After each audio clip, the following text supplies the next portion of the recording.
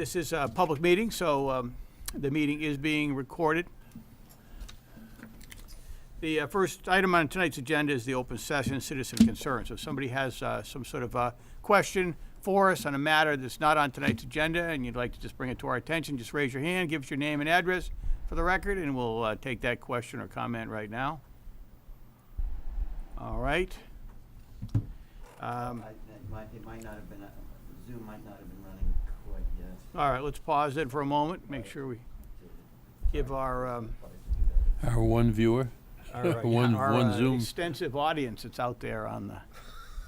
I think we gotta be Internet. careful. We're gonna get canceled because of our ratings, I think. I don't know. I mean, you know, I heard we're doing a lot better than the planning board. You know.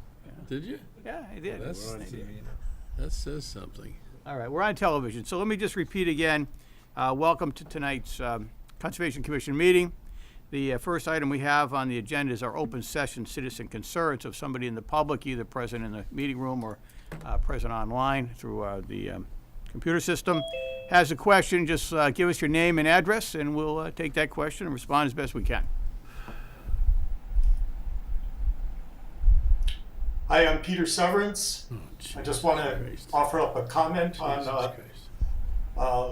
the lake management, Freeman Lake, from last meeting. I don't think you closed the Severance, public hearing. your address for the record, sir? Oh, 48 Middlesex Street, North Chelmsford. Thank you, sir. I think it's unfortunate that you went through and approved that when the generic environmental impact report for lake management specifically calls for a plan, an up-to-date plan. You had a plan that was done in 1995 that raised pretty much all the relevant issues for Freeman Lake, and I think what you're doing right now is over-managing the lake beyond the use, the capacity. I think the problem definition was extremely poor. I don't think the problem you have with the lake, I don't think you have as severe a problem with that lake as possible. And you're very well likely to run into a more severe degradation of the lake through, dispersal of the pesticides without a good understanding of, whether or not there are localized problems. The 1995 plan went into issues of water quality and managing water levels with respect to shoreline erosion and other nutrient sources in the lake. And the fact is that the description of the problem in 1995 is pretty much the same as it is right now. And so the problem in Freeman Lake hasn't been getting worse, it's been managed. There's been a few episodes where it's gotten bad, and then it's gone back to normal and people have been relatively happy. They may rake out weeds in front of their property, and that's fine, but that's how people have lived there. So if you guys could offer up a motion to reconsider, I will, I think that would be great. Otherwise, I think this is, pretty appealable in front of Mass DEP. So. Mr. Severance, thank you for your comments, and we'll take that under advisement and note it for the record. Kristen, let me make one comment. Lockwood? Mr. Severance, you have to understand the Conservation Commission is not responsible for Freeman Lake. The town is. The application for the herbicides in Freeman Lake came from the town, not from the Conservation Commission. We acted on the application from the town. Right, and I think my suggestion is to satisfy the requirements of an ecological restoration project or any impact to, resource protected under 310 CMR. It needs to meet certain criteria to, to be recognized as such. And you are the body that determines whether or not it meets those criteria. And I think if you did a rereading of the generic environmental impact report for lake management, aquatic plant management, you would see, it calls for a plan, right in chapter 5, right away. And it explains how and why it's a complicated issue and it needs much more attention and consideration of all the different alternatives. but it's up to you guys to approve the proposed action forward or not. You needed, in order to decide that, you would need to have evaluated whether or not what options were considered, what the pros and cons of each were. Is it a matter of removing biomass? Is it a matter of controlling, the level of nutrients coming into the lake, which I think there's a lot of evidence to show that there's episodes of heavy nutrient inputs into the lake, and that's what causes excess aquatic plant growth. This is all for you guys to, to evaluate. So I don't think you had enough information to make a good judgment, and it should have asked for a more detailed plan, taking a look modeled on exactly on the one that was done in 1995. It's your decision, but again, I think the bar for this kind of project is pretty high. So. Any other comments on this item, Commissioner? All right, thank you, Mr. Severance. Anyone else from the public right now that wishes to ask questions or state any concerns that they may have? This is your time. All right, I hear none. The first item we have under our regulatory hearings this evening is a request for determination of applicability.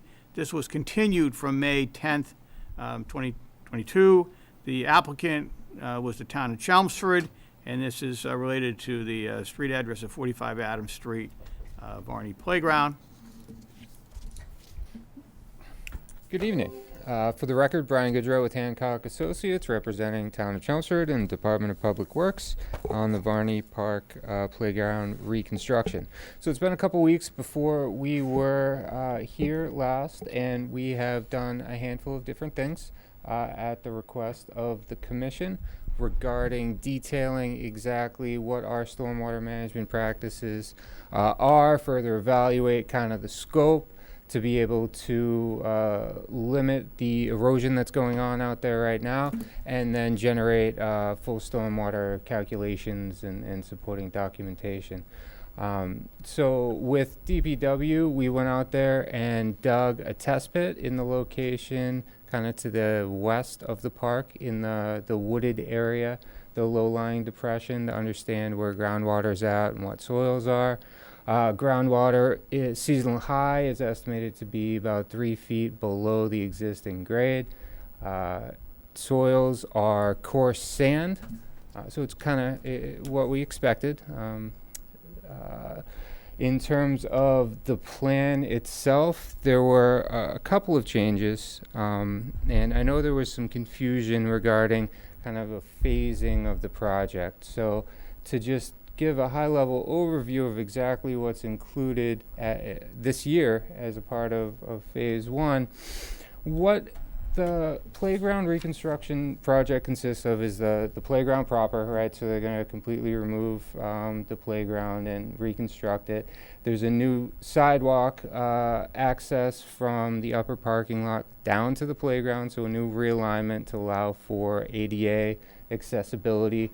And slopes in the grassed areas will be regraded. As a part of that, a grass swale will be installed kind of in between the playground and the ball field. And what that does is intercept any overland flow coming from the ball field, which is a significant amount of runoff as evidenced by the erosion that's happening right now. So we're intercepting that and then redirecting it to that existing depression where we dug the test pit.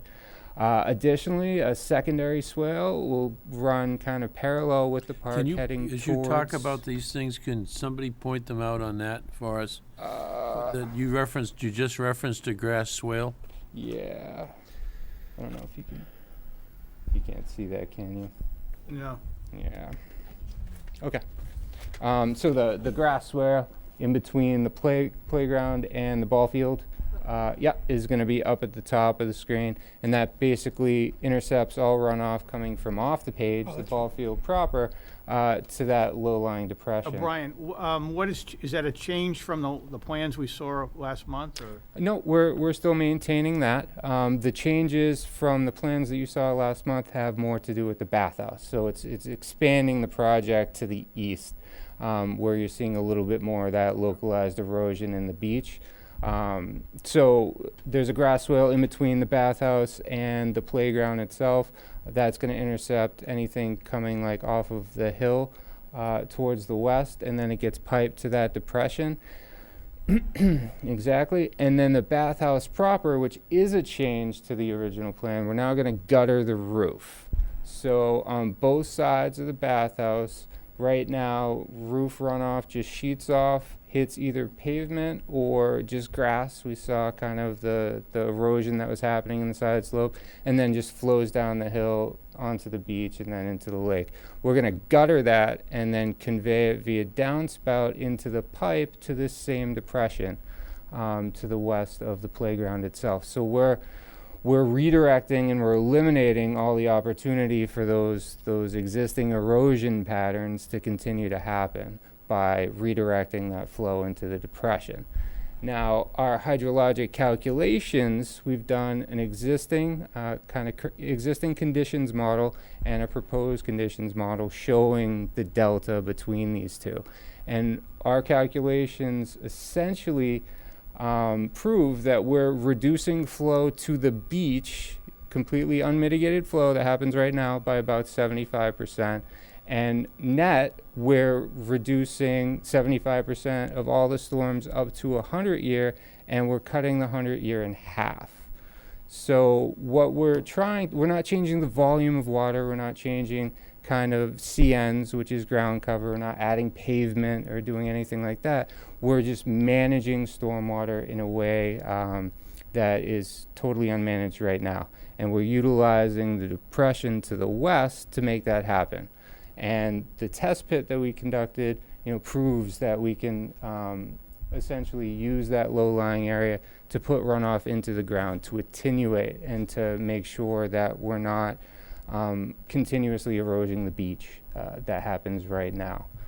So the big change in scope was picking up that bathhouse area and making sure that we're taking that runoff and we're sending it to the depression to give it the opportunity to exfiltrate into the ground. Now, the only item that is reserved for kind of quote-unquote phase 2 is a walkway from the park to the bathhouse itself.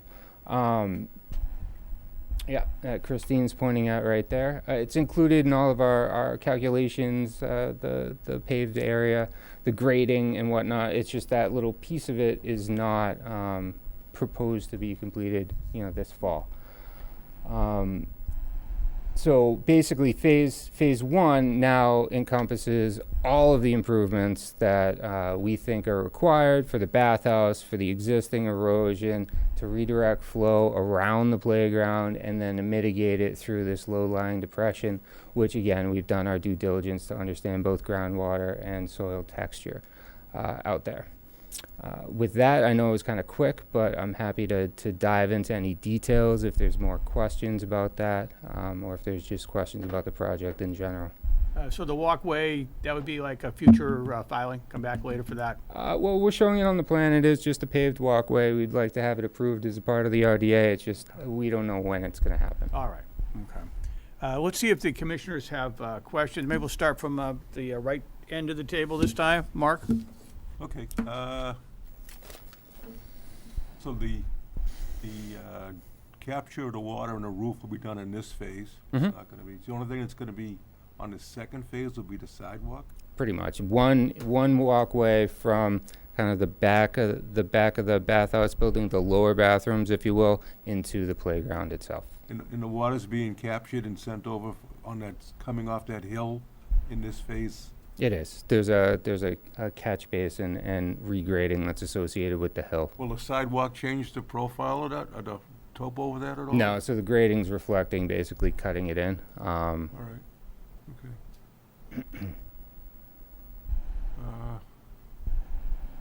I guess I'm good. for now. Sure, good. Thanks, Mark. Bill? The catch basin is, originally you talked about a yard drain. Yeah, so the catch basin, it's called a mini manhole, is what we're using outside of the playground. So they're 2-foot concrete structures. They're not full-blown 4-foot catch basins, what you would see under pavement, but they are more substantial than, say, a 6 or 12-inch vertical plastic pipe. Right. So it will actually collect and convey the runoff That's a that we're showing. change from before, right? Yes, so we refined kind of the locations and the details of those. But you've changed the manhole too. No, From the the manhole original? was the manhole was proposed previously. Yep. I thought it was some kind of yard drain, a smaller version of this. What you're referencing would be yard drains inside the park itself. Okay. So we have a 12-inch pipe that's running from the catch basins, the mini manholes outside of the park, Right. Underneath the playground itself, and then any additional drainage interior to the playground is more what you're talking about, like any yard drains or any localized depressions, things like that. And you're gonna seed the hill? That's gonna be loomed and seeded? Loam and seed, absolutely. Okay, all right, I'm fine right now. Yeah, thanks, Bill. Dave? On the plans, in the middle there to the left of the bathhouse, there's a phrase that says 20 inches to be removed during phase 2. Is that what's being removed? Tree. There's a Just tree. the tree? Yeah, there's a tree. Is there any change in elevation in the proposal from what exists now anywhere on this site? Yeah, we're recontouring kind of that whole side of the hill. I'm sorry? We're recontouring the side of that hill, yes. So how does the elevation change from what it is to what it will be? Generally, within a foot or so from where it is, we're basically carving out a little bit of swale so that we can direct water down the hill into that catch basin, as well as accommodate the new park and the swale adjacent to it. Will any of the runoff go into the children's playground, which No. looks like it has a lower elevation than the hill? Yeah, that's the point of this. There's 2 swales. This on swale's going to catch it all from the children's Correct. playground? Correct. So the only runoff between the bathhouse and the proposed swale is going to go down the hill towards Freeman Lake, is that correct? There's a catch basin there, so it's being directed into that catch So basin the before it runoff at gets the to the top beach. end Mhm. of the building is going to go towards the grass swale by the playground. Yes. And then the runoff from the building itself is going to go from about 133 to 126 towards Freeman Lake. And at the foot of that is this catch basin? Correct. A little bit back. And where from does the water from the stone wall. catch basin go? That goes into the depression to the west of the playground. So there's Depression to the west, a pipe. Mm-hmm. which is where on the map? So this is the playground here. This is the wooded. So it's going to go all the way over to there? Over here, exactly. Okay. So based on this, very little water should flow in directly into Freeman Lake, is that Correct. correct? Yep. Okay, that's all I had, Chris. Thanks, Dave. I just want to make a general comment. I really appreciate the extra additional engineering work that's been done in the planning. I think this plan's, much improved from the one we saw a month ago or so, and I think it's going to be a lot of value as far as preventing and mitigating any erosion problems. So appreciate the extra work you guys have done. Thank you. Chris? Sure.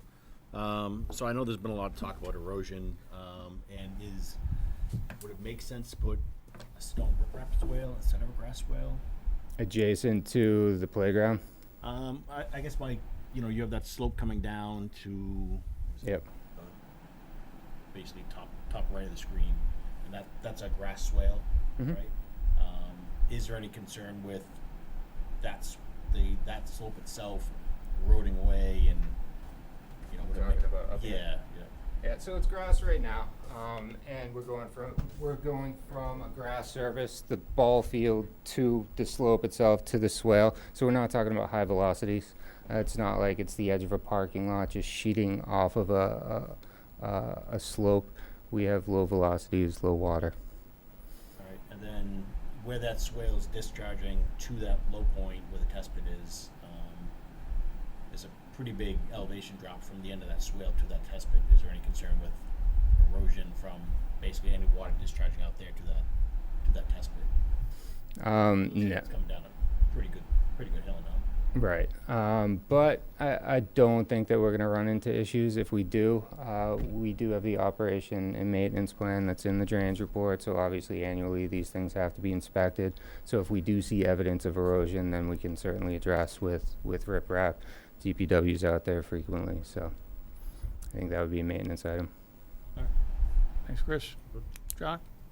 Where are you gonna discharge the water in the depression? Are you gonna make a retention area? Nope. No? So we have it's a natural low-lying area. Right. We went out there, we surveyed it Yep. to understand it's a depth of about 6 inches. There is what could be considered an overflow, and that's it's not really a road, it's not really a path, but it's kind of that It's- walkway. There's some broken up pavement there. So if this stage is up in a 100-year event, it'll trickle over that pavement and then down towards the lake. So there's gonna be no riprap, swale or anything? We're not proposing to modify it at all, so it's gonna remain in the No. existing condition, and we're Yep. just gonna redirect some water to it. Okay. No, I think you made some big improvements with the manholes and stuff, and redirecting it to the west. Well, I'm good with Chris, it. I had one other question. Good. Thanks, John. Good. Dave? During construction, is the area between the bathhouse and the children's playground, does that get disturbed at all during construction? And if so, what are you Bathhouse and gonna do to prevent erosion in a storm event? Yeah, so we have erosion control all along the All around perimeter. it? 'Cause Exactly. you're So probably with- gonna be doing some work on the hill, right? Exactly, yep. Okay. So as a part of, yep. Okay, good. Mr. Coons, any comments, questions? Just a couple of minor questions. What does ADS stand for again? ADS, Advanced Drainage System, it's a brand of pipe. It's kind of an industry standard drainage pipe. So all of the drainage from the roof is going to be pumped into the system. None of the roof drainage is going to end up actually on the surface any Right. longer. Right. Yep. So that's a huge improvement. Then just the only other question I had was, do you have any recommendations for the frequency of maintenance on the catch basins? Yeah, again, in the drainage report, we have an O&M that went along with Oh, it. okay. So catch basins are cleaned kind of biannually in the spring and the fall. So spring after snow melt and fall after the leaves fall. Okay, so we will definitely need that reporting from the DPW. The commission is kind of cracking down on that. One more, you all set, Dave? Yep, that's all. I just have one question or comment on, you said the area where it's gonna discharge it is coarse sand? Mm-hmm. So that should never reach an overflow stage, right, with the coarse sand? In the 100-year event, you're going to see a slight overflow, but it's only a 100-year event. It will not Every discharge. other year now. Sometimes twice a year. Good. All right, any more questions to the commission? Oh, Ms. Clancy, anything that you would like to say? No? All covered? Good. Good. Well, Mr. Goodrow, appreciate the presentation and the update. Do we have any special conditions we wanna give this? I think it's probably a pretty standard order of conditions that would be issued for a notice of intent, really just, erosion control. That's on here though, right? Yeah, That's- that's on here, but, yeah, no, I don't see Yeah, anything. then Mr. particularly. Chair, I move we issue a standard order of conditions for Actually, the- it's a negative determination. It's not an NOI? No, it's an RDA, Why? so. It was, but refresh my memory, why? Why is it an RDA? Well, Big project. but actually, there's not, I know this has been said before, at the risk of sounding like a broken record. It's because there's really not that much work in the commission's jurisdiction. That hillside's not within 100 feet. No, if you. Okay. this All is- right, I move that we issue a -3 determination for Varney Playground. All right, motion by Dave. Second. Three. Bill on the second. Any discussion before we vote? No discussion. All those in favor? Aye. Any opposed? None. Unanimous. We're all set. Thank you. Thank you very much. Thanks. The next up we have is a request for determination of applicability. Kevin Oroz from 94 Meadowbrook Road. And Tim Donahue, Iron Tree Service, is representing the applicant. And we should also have a legal ad to read into the record here. Yes, so I will read that. Pursuant to the provisions of the Massachusetts Wetlands Protection Act, Mass General Laws, Chapter 131, Section 40, and the Chelmsford Wetlands Bylaw, Chapter 187, the Chelmsford Conservation Commission will conduct a public hearing in room 204 at the Chelmsford Town Offices, 50 Billerica Road, on Tuesday, June 28th, 2022, at 7 p.m. to consider the request for determination of applicability filed by property owner Kevin Oros for proposed work within the 100-foot buffer zone to bordering vegetated wetlands and riverfront area at 94 Meadowbrook Road, further identified as Assessor's Map 29, Block 98, Lot 13. The project entails removal of 4 trees, 2 maples, 2 yews, and removal of 3 branches from an additional tree for the protection of human safety and property. So, Mr. Donahue here? Is Mr. Donahue here to, Doesn't look like he's on presentation. Zoom, It's no big deal. so I guess he's not here. you want to maybe just give us a quick Sure. overview? It seems pretty cut and dry, honestly. I can bring up the plan.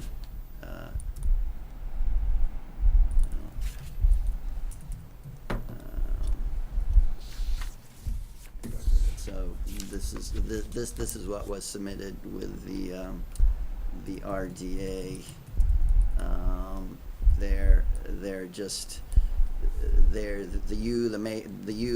The 2 yews and maples are in the front of the house. The wetland, I think it's Crooked Spring. Is that Crooked Spring Brook? Yeah. Should be. That's what this is over here. This actually is the Crooked Spring conservation land. Where? The left?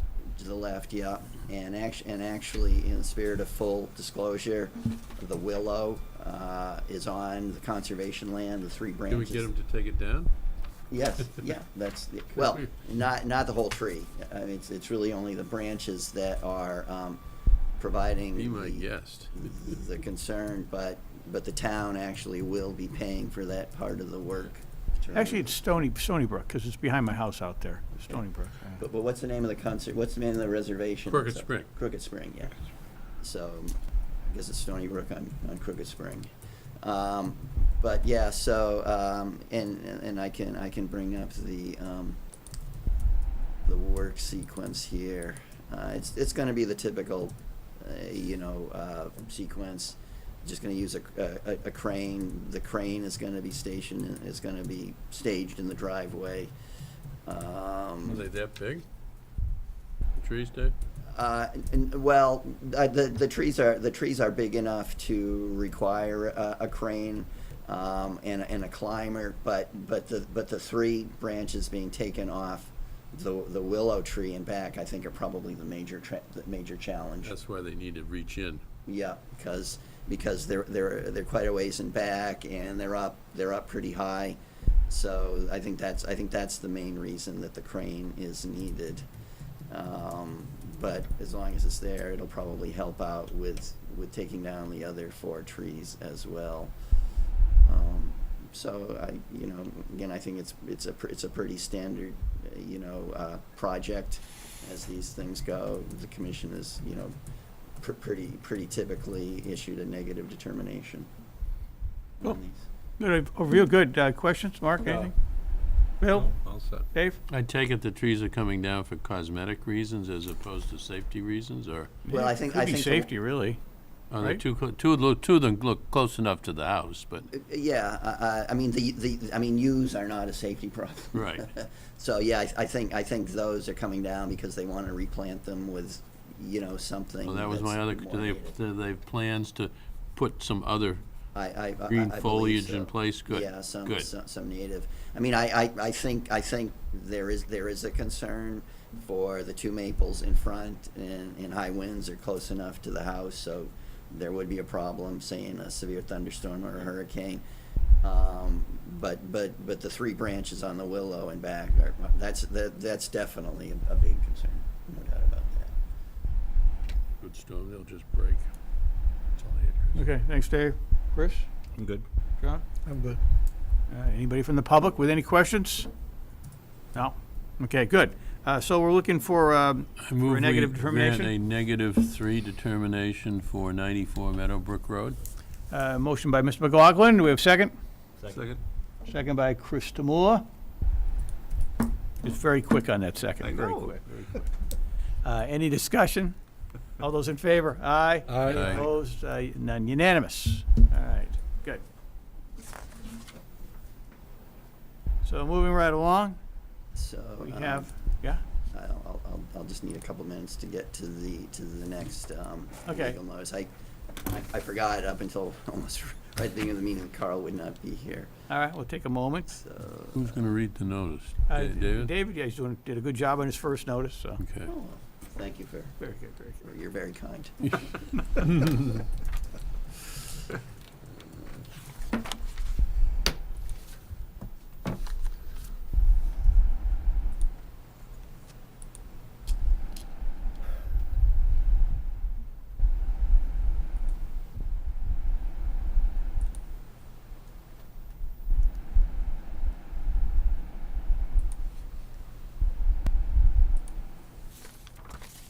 Okay.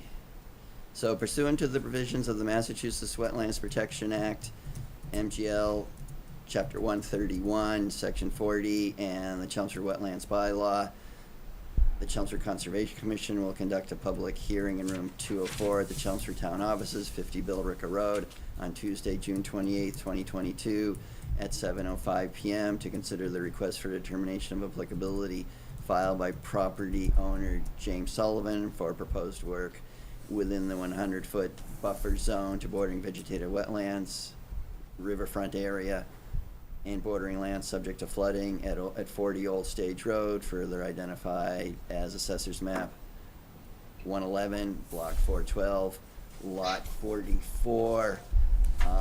The project entails construction of a 12-foot by 24-foot extension to an existing garage, removal of an existing shed, and relocation of a 12-foot by 20-foot shed. So we do have Jeff Hannaford here, I believe, who's representing the applicant. So go ahead, Jeff, whenever you're ready. Thank you. Can everyone hear me okay? Yes, very good. Thank you. Great, thank you. Jeff Hanna representing the applicant at 40 Old Stage Road. This project, we were hired to prepare a certified plot plan for a potential addition. Originally, the addition was going to be quite a bit more involved than what you see here. But once the survey was done, along with an accurate location of property lines and wetland resource areas, the project was scaled back considerably.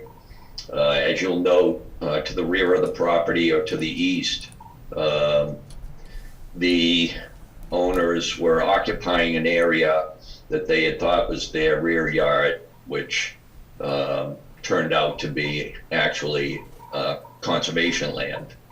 There are 2 sheds in that area. One of them is going to be removed completely, the smaller one. The large one's going to be moved onto the property appropriately with the 10-foot setbacks to property lines as required. So that was a bit shocking. My client, James Sullivan, is the son, and his father had done some of this work and had thought that the property did go back further. So once they were made aware, like I said, the project's changed. They want to make it right with the sheds that were there and the occupation. And as far as the addition, it's just been whittled down now to just a short extension to the front of the existing garage towards the street. So with that, when I looked at it as far as the proposed addition, it's literally trading one impervious area for another. The existing impervious is pavement. That'll be swapped for roof. So there really is no net increase in runoff. One of the pluses is that the roof runoff is considered clean runoff as compared to the pavement. So that is a bit of an increase in environmental protection. And then, of course, it's the moving of the shed onto the property and allowing that area on the conservation piece to return to a natural state. So with that, I had looked at the property and the resource areas and thought that since it was such a small addition to the house, that I thought a request for determination was more warranted in this situation. Prior to filing, I felt I would take that opinion to your agent, David Kuntz. We met, went over it, and he agreed with my opinion that it could be an RDA, and that's why we're here with that now. In the front of the property, just so you know, there is what appears to me detention areas, and it's typical to 3 or 4 properties along Old Stage Road in this one particular section. It appears that there was a drainage swale that was built when they constructed these, and what they did was, where there were driveways, they put in culverts, and to connect a chain of these detention areas through, like I said, 3 or 4 of these properties. So it does seem to have its own little stormwater management going on. Excuse me, I'm a little under the weather. And these were built in the late 60s. So I did take a look at the GIS maps as far as the stormwater in that area. And for whatever reason, through this section with these 3 or 4 houses, there is no catch basin, manhole pipe type of stormwater conveyance. It's strictly these chains of detention areas. So with that, in the fact that we're really not increasing impervious area, I felt that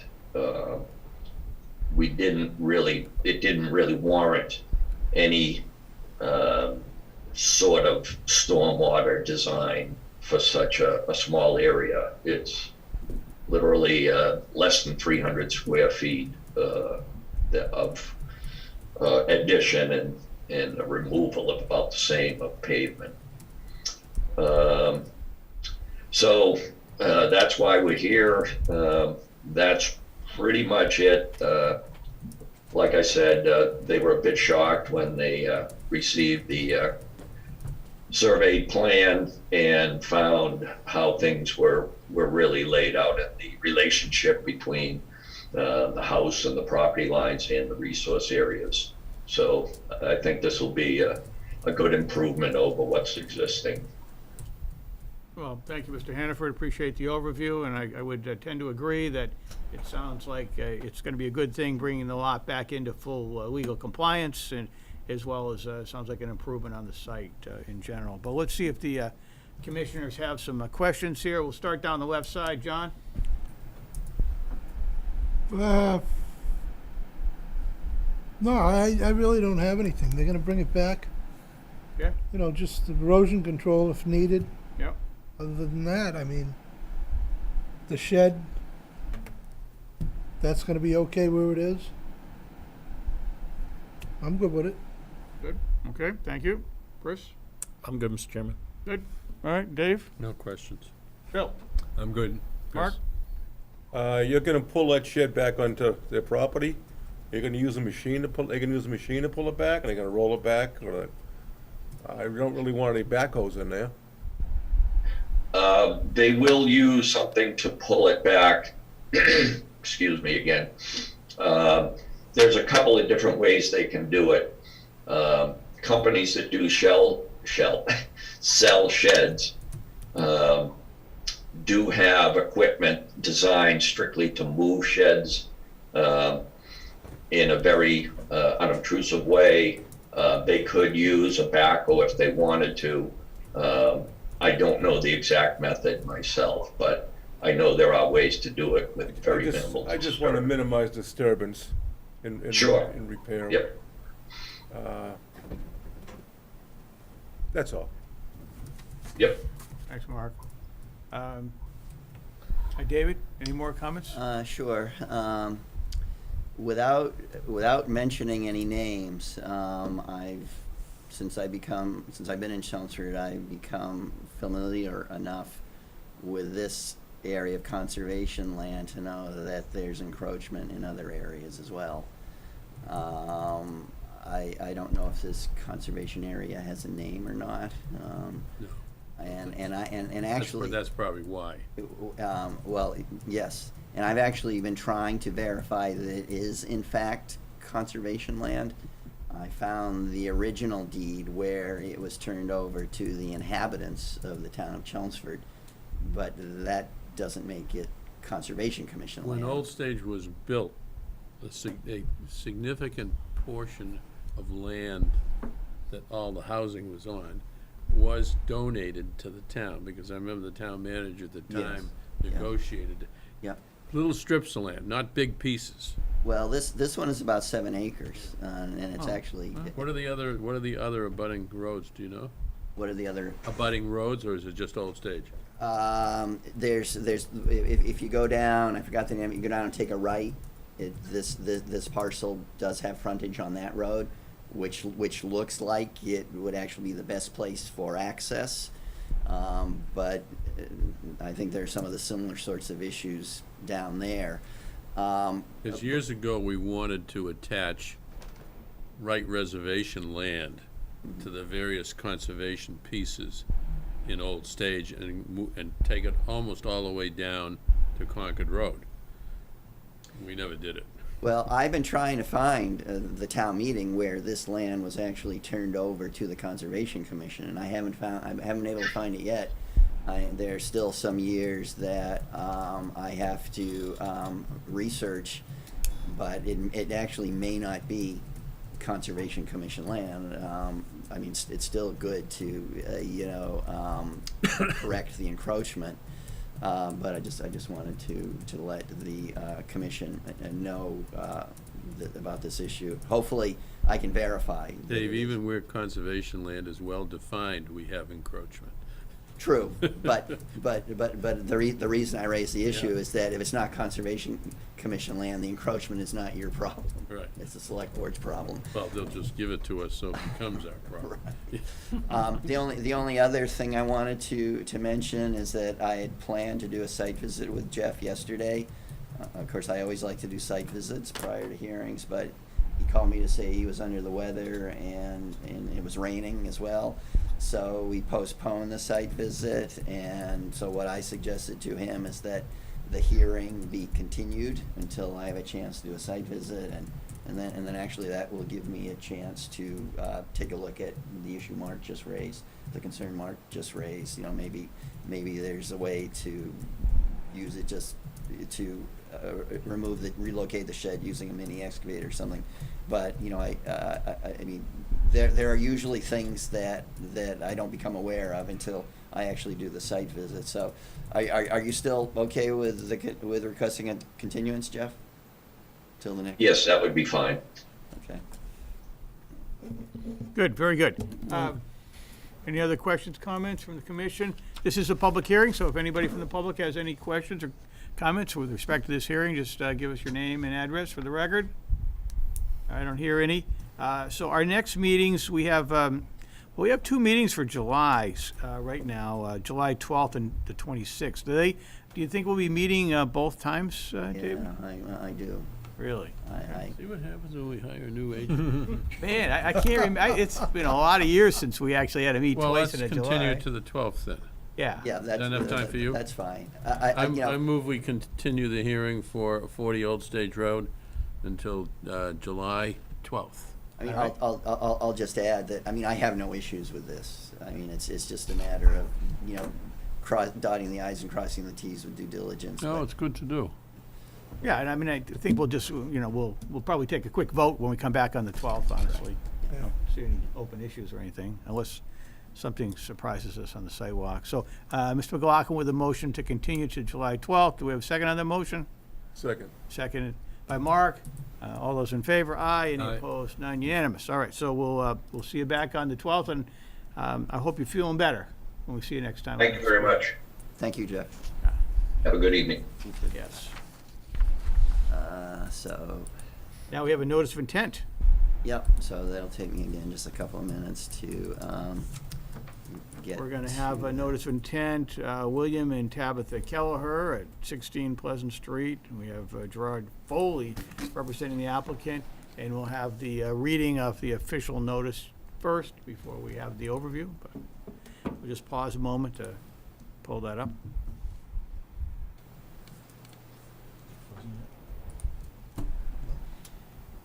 I think it's better tonight than it was the other time. I think, yeah. Oh, this isn't bad. I mean, you had ice like coming off your shoulders. I like this. So pursuant to the provisions of the Massachusetts Wetlands Protection Act, Mass General Laws, Chapter 131, Section 40, and the Chelmsford Wetlands Bylaw, Chapter 187, the Chelmsford Conservation Commission will conduct a public hearing in Room 204 of the Chelmsford Town Offices, 50 Billerica Road, on Tuesday, June 28, 2022, at 7:10 p.m.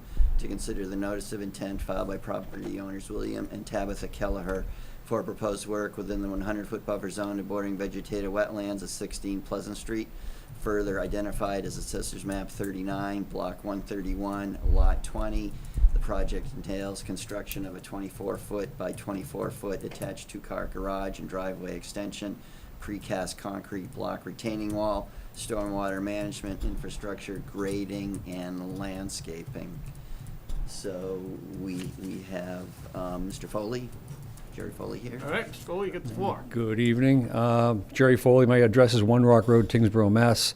I see two people that may recognize me from a long time ago. I'm a retired civil engineer, used to co-own Belanger and Foley Incorporated right here in town. So I've been before this commission multiple times over the past 44 years. But I am retired now. And just a quick story, with me is Bill and Tabitha Kelleher. They're the owners of the property now. The property was previously owned by Tabitha's grandparents, who have just deceased. And this is their dad, David Upton, who lives next door at 16A Pleasant Street. So they got married last September. They bought the house from the estate, and now they would like to add on to the property. So during the preliminary stages of planning this, the original house is circa 1953, 54, I believe. It was originally built. It was a typical, 1.5 story colonial, a cape. And it was a large tract of land which was subdivided once to construct a house for David Upton in 1988. And this is a newly formed piece of property because we did a land swap with the neighbor next door to the left to give the property a more regular shape. It had a very irregular shape from the previous subdivision. We retain the services of Norse Environmental Services to flag the wetlands. We retain the services of WSP surveyors to do the topographic survey and locate everything. And we retain the services of Whitman and Bingham to help us with the filing. And I'm just here to help my niece and try to talk them through this, so I help them with the filing. So basically, the wetlands are clearly shown on the back there, and the land slopes off pretty dramatically from where the existing backyard is now.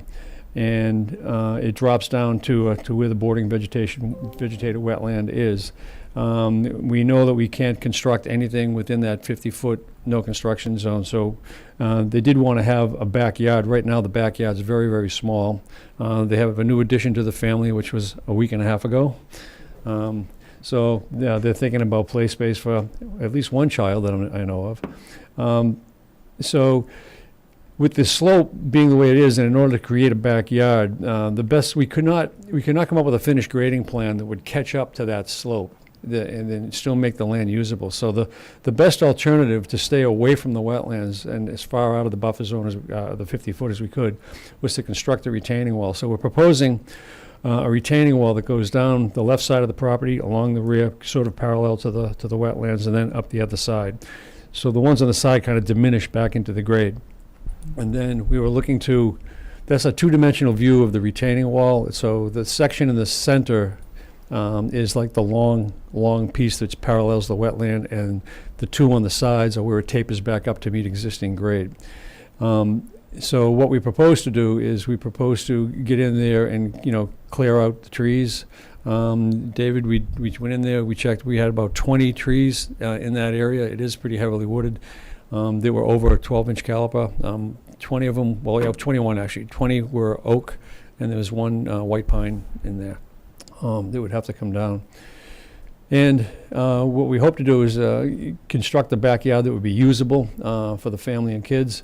And the addition is a sizable addition, and yeah, if you can. And so it has a little foyer off to the right of the existing house, which is down the bottom there, and then it's got new rooms and to the next to the foyer going backwards, and then there's a 2-car garage in the back of that. Would have to extend the driveway to get down to the garage. The soils in this area are predominantly Hinckley soils, which are all sands and gravels, coarse sands and gravels, so they're really quite well drained. So we're not expecting any drainage issues per se, and especially once we take the curse off that slope and flatten out the backyard. We do propose a pool on the left side as well. So we talked to David just to see what the best way to proceed with this was, and we thought that the scale of this was large enough to warrant a notice of intent, and we didn't want to. You might as well go through the whole public hearing process and address any concerns that the commission might have, or any neighbors or anybody else in the public. Basically, some quick additions that we did since we met with David out in the field. We checked on the trees. We added a drain from the garage.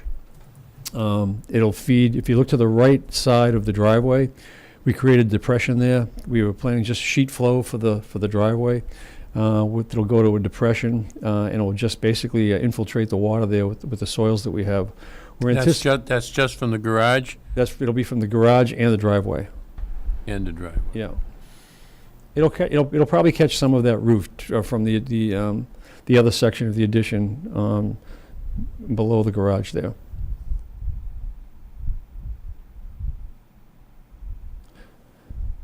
So we think we can keep the surface runoff under control without causing any problems.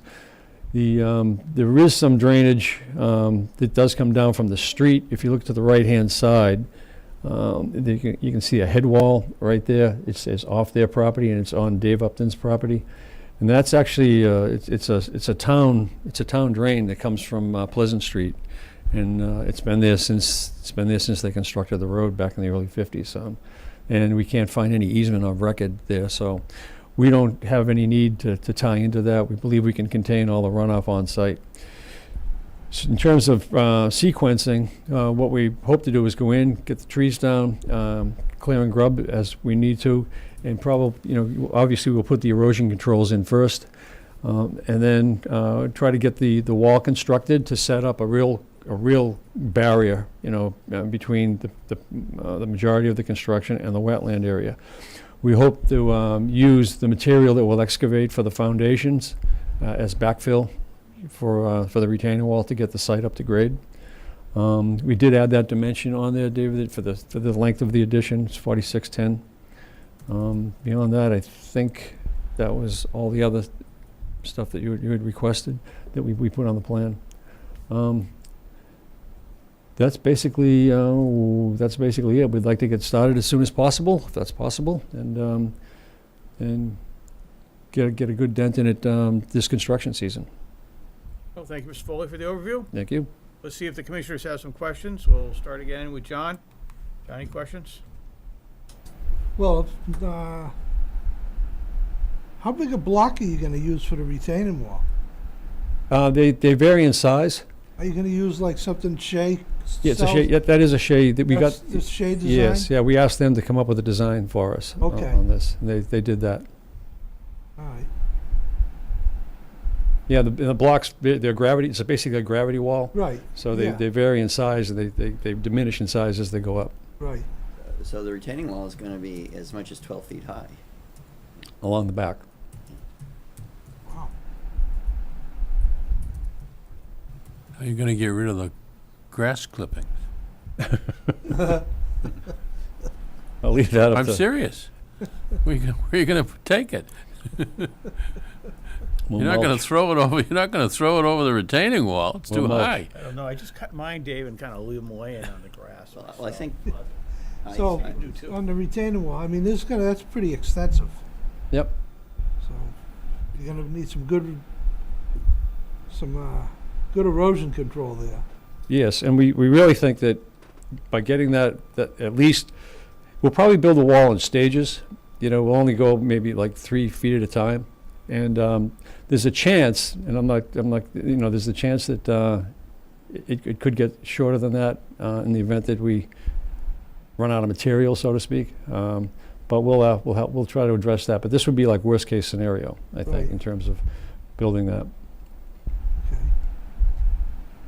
But just to answer your question, the erosion control will be the straw wattles and the silt fence, staked into the ground and towed in.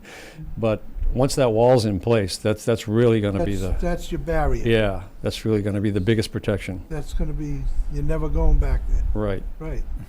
Okay. Well, I'm good right now. Okay. Thanks, Okay. John. Chris?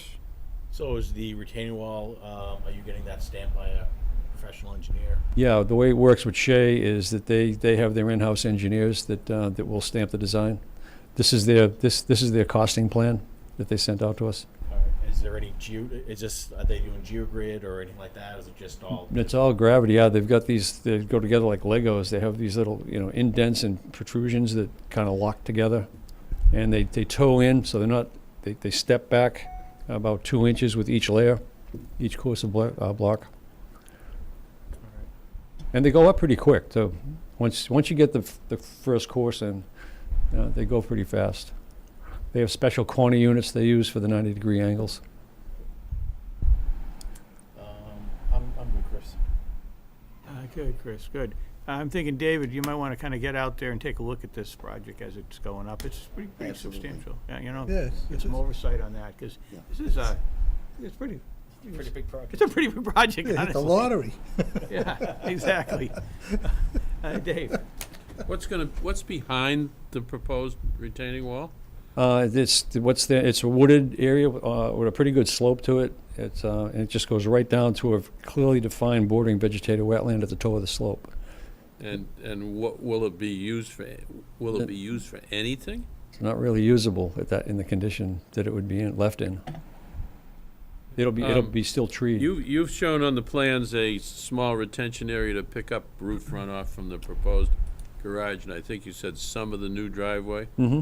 What about the proposed addition and the rest of the driveway? That's Ye- gonna have runoff too. Yeah, the roof slopes kind of go towards the back, go towards the backyard. So the gable ends are on the left and the right. So it slopes down, then it's going to hit and go mostly towards the pool area on that side. So the Some of it roof- will go to the Runoff's gonna go into the backyard. yeah, it'll go mostly to the left, and then some will go to the right. And how about from the rest of the new driveway? Yeah, that's graded to get down and slope off to the right. Oh, to that Yes. retention area you Yes. identified? Okay, Yep. so the proposed garage and the proposed driveway runoff will go to that area. And the runoff from the proposed addition will go to the pool area? Yes. And the backyard. It'll also go to the backyard. about, well, it's up to your client, but you might want to consider having some kind of what's called a roof garden. Let the runoff from the roof go into the garden and let that water take care of the garden. Some people are doing that now. It doesn't have to be that big, but it's either flowers or vegetables to pick up the roof runoff. You're taking down a lot of trees. Is there any proposal to replace any of those trees? We don't. In the yard area, it's, One of the things I'm always careful of is how many trees do we end up in town getting rid of and never get the benefit of those trees back. And you're taking 20 down, 20 oak trees. So is there any proposal in the landscape plan for any additional trees? we haven't really discussed putting trees up in the yard area yet, but Without it being a condition, I would urge your client to think about judiciously putting a few trees back on the site. It will take a long time for them to grow, I understand. no, but you're right. I mean, shade's a good thing in a backyard. Well, that's the other thing, you might be able to use it. I mean, right now, the backyard's gonna be a play yard, I understand that. That's all I had, Chris. Hey, thanks, Dave. Bill? That's a nice presentation, easy to understand. I think the key to this is like they had said before, that Dave's involved when they start with the excavation for the wall. Our agents comes out on site, takes a look at it, just to make sure there's no erosion or any problems with that. If, depending on who's doing the work, it's only as good as the guy doing the work. So I'd like to see, as a condition, that our agent be on site when the work starts and go out there regularly, Dave, as the work, because that's quite a wall Yeah, Quite a wall. putting up there. Yeah. You put a chain link fence on top of the wall? we'll put a stockade fence. Stockade fence Yep. on the wall? So, Yeah, use the safety, exactly. Yeah, safety. Don't want some, child going overboard. So I think, that's, to me, that's the key. The erosion control put in first, and then when you're building the wall, like you say, you may have to do it in phases. Right. Depending on how much fill you got to back it up. Right. But I'd like to see our agent involved in that part of the job. Okay. Other than that, it's a nice plan. Mark? Yeah, I live right around the corner from that, so I was over there today. A little concerned about the street drainage, water coming off the street down that driveway. I'd like to see some way you can capture that. Actually, there's a It catch, inclines to the house, doesn't it? there's a catch basin, right? If I could just. There's an existing catch basin right here. No, right, but the water that's coming down your driveway, because that's all going towards the back of the property, right? Everything drops down Yeah, from it's there? going into the grass here. It's sloping off this way. And it'll get in the edge, the pavement and the grass, and run down to this depression in the back. So the last area is gonna be captured. It's not just gonna run off to the adjacent property. It better not, because Dad's No, next door. I know. I gotta watch out for the neighbors. I think he told me it was all gonna run down to that new retention area in the back. Well, Yes. it's not, unless you put some kind of curbing on I there or something. understand, but that's what he said. Right. Is that something you can control? Well, yeah, we could berm that grass up on the right side here. We could berm this up a bit so that we create like a swale between the edge of pavement and the grass. Mark, is this house at the foot of this Pleasant Street, a road that kind of pitches to this point? Yeah, it goes down to the Yeah. wetlands, down to Balsam. Yeah, I mean, the far end of the wetlands is conservation land, right? Right. Where the water. If you could and also address the that water. somehow. Okay. Just to keep the water on the property. Yep. And the other concern I had was in the construction of the wall there, it's probably gonna have filter fabric or something in the back there, with stone. It's Yes. gonna be piped in there, because there's a lot of pressure behind there with the water building up. Yes. That's gonna be discharged, I wanna see that with riprap or something, where it discharges into wetlands. Yeah, there'll be weep holes every so many, In the wall itself? yeah, so So many there's feet. no pipe coming out of it? Actually, the wall that we checked, it actually doesn't have, it doesn't have the weep holes. This one doesn't have weep holes. It just goes, it infiltrates. But then when the pressure builds up in the back, it has to escape somehow, Yeah, so there'll be the wall, then there'll be crushed stone right? behind that. Right. It'll go in. Typically, the ones that I've seen, it kind of bleeds through the openings in the wall, because these are not mortared joints. Right. They're loose joints, so it just kind of bleeds through the wall. Yeah, but I guess to your point, typically when we design them, they have an under drain. Right. So you have basically, Right. these are set on like a bed of stone. That's right. And there's an under drain and it's got a daylight somewhere. Right. So to your point, there would, this type of segmented retaining wall should have some sort of an outlet to drain, to basically drain the footing. So my concern is valid. Yeah. Okay, Yeah. all right. I just want you to understand that the wall itself is porous. Well, you haven't received the stamp plan from Yes. the engineer yet, have you? Yep. Oh, you have? No, no, oh, no, we haven't got, because we, you know, they're not gonna go forward until we know we have a go project. But so what they'll do is they'll issue shop drawings, that'll be stamped by Shea Concretes. And if they determine, I mean, I've gone back and forth with Shea on a number of different projects like this, and they don't like to make any modifications to their design. But I haven't specifically, I just did one up in Tingsboro, and they did not put in a tow drain for the wall in their design.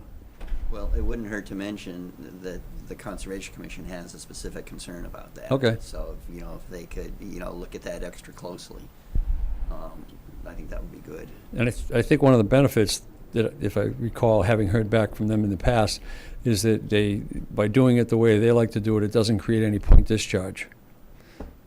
It dissipates over the entire length of the wall. It's got a pretty good pitch coming from the house to the wall. It drops. Yep. And my other concern was with that pitch, you create a lot of impervious with the pool area there. Is it all gonna be concrete like that, or are you gonna do, It'll most likely be patio block. so they're not really it's really gonna be impervious? So it's just creating more water coming to the back of the property. I'd like to see somehow that caught and inverted to the something. I don't wanna see it go all the way back to the wall. It's just it has to come out in the bottom then. I mean, basically, if you're in a fill situation, you could potentially collect it and you could infiltrate it Something, yeah, ground. right. I'm not trying to reinvent the wheel. No, You don't no, want no, a I lake in understand. the backyard. Pardon me? You don't want a lake in the backyard. No, but I'm fairly confident, having done 1 million test pits in Hinckley soils, I'm pretty confident that the But the new surface. soils are gonna be brought in by truck, 'cause you're bringing a lot of material in. Yeah, it'll have to drain, you're right. Yeah. Mm-hmm. Because that pool is probably a 16 by 30, so you probably got, 500-600 feet there anyway. We also have a very deep foundation for the addition, so there's going to be a significant amount of material coming out of the ground. Are you gonna have to import any fill? We haven't done a quantity takeoff per se to determine that. Yeah, you will. Mm. Well, you know that. I'm not telling nothing you don't know. Those are my concerns. Mhm. Okay. Thanks, Mark. Good. David, more comments to add? Just a couple more. I think two main concerns I have. I was going to bring up the issue about, maybe how the bleeding behind the wall was going to be done, but that's been discussed. So, taking down, that many mature trees, I think that's a concern. I think luckily we're heading in, and my concern would be about taking those down during bird nesting season, but luckily we are heading out of it right now. Mhm. Within a couple of weeks. I don't think that will be a concern until February 1st, and so and I'm sure that the trees will be cut between now and then. So, but I in any case, I will put an explicit condition in the order that says that the trees shall not be taken down between, say, February 1st and July 15th, which is nesting season. Okay. Then just the other question I had was, so is there any need to, when the wall is being constructed, or actually I guess any part of this project, is there any need to do work from the wetland side of the project area? I mean, for instance, can the retaining wall that can be built just from working on the upland side? You can. I think that's the only practical way to do it anyways, yeah. And I think once that first course goes in, the first course gets submerged below existing grade, And once that first course goes in, then there's like almost no need. The next time you'd have to go on the other side of that wall would be to remove the erosion control when the project's done. Okay, because that definitely was a concern, because bringing any sort of, equipment on that slope is gonna chew it up pretty quickly, and there's really not much room Right. there between the wall and the proposed new tree line anyway, so, I hope it's not gonna be necessary at all to get back on the wetland side of the retaining I wall. can't foresee any reason, just having gone through another one, I can't foresee them doing that. Dave, you guys, you see any potential problem with pool maintenance, having that big retaining wall in the backyard? Because they're gonna be taking water out of the pool occasionally, right? Yeah, I mean, we can. But you said it's all sandy in the back as The well? whole, yeah, it's all Hinckley soil, it's all, I think we included the soil map with the Yep. filing. I mean, the commission recently did approve a new in-ground pool in the buffer zone. And there, the commission wanted a condition that referred to the maintenance policy. Right, we do have a pool maintenance policy, which we'll give to your client. Okay, this, just as a matter of record, this pool's outside the buffer zone, so I don't know if that changes anything. Well, We still have a pool maintenance policy. yeah, Okay. certainly we can Could provide leach that. to it. Sure. Okay. So, Salt pool? Pardon me? A salt pool? No, I don't think it's a Saltwater pool? Is it a Oh, yeah, that's news to me, okay, I just don't like to discharge into the buffer, that's all. okay. Yeah, that's a good point. I mean, it's outside the buffer zone, but we certainly don't Yep. want, hoses, discharging into the buffer zone. Right. So probably want to make sure that's a condition. But, yeah, the salt, those are becoming very popular, honestly. For probably good reason. More questions? so Comments? I think we are, DEP has not issued a file number this. Yeah, I went on site today and Yeah, they so- have it in there, they just haven't given us a number. I So- left a message and didn't So get a the hearing's response. gonna have to be continued anyway, pending issuance of a file number. But that can give commission members a little more time to think of any questions or concerns. Do we Vicious want to project.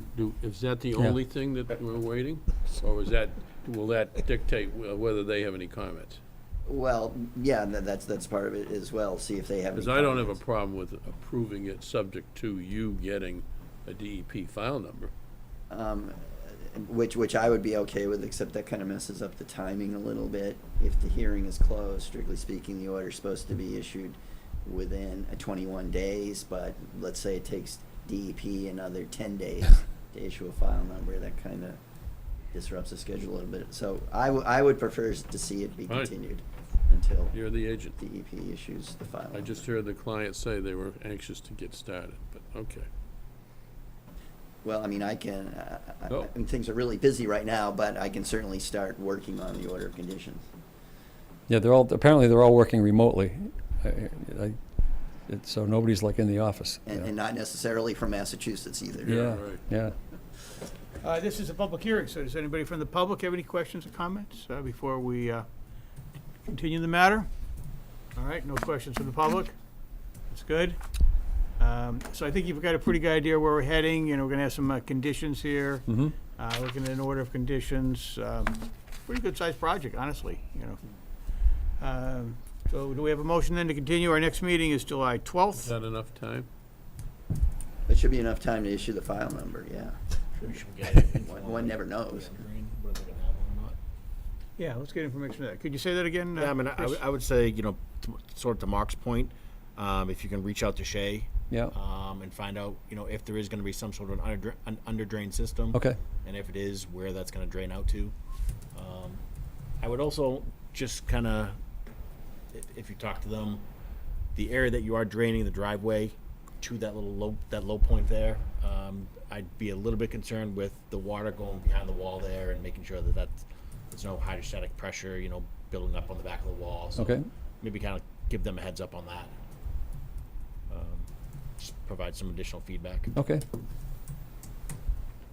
Thanks, Chris. All right. right, Chris, I move we continue the hearing on 16 Pleasant Street until July 12th. All right, motion by Mr. McLaughlin. Do we have a second on that? Second. Second by Chris. All those in favor? Aye. Aye. Opposed? None. Unanimous. All right, July 12th. Thank you for your time. Yeah. Yeah. No. They must have inherited the house. And then now our next item up is a notice of intent, continuation from June 14th. What a question. This is John Faneros, Nice project. 13 AKA 9 Acton Road, with Ms. Katie Enright from Howard Stein Hudson, representing the applicant. Hello, good evening, everyone. Katie Enright with Howard Stein Hudson.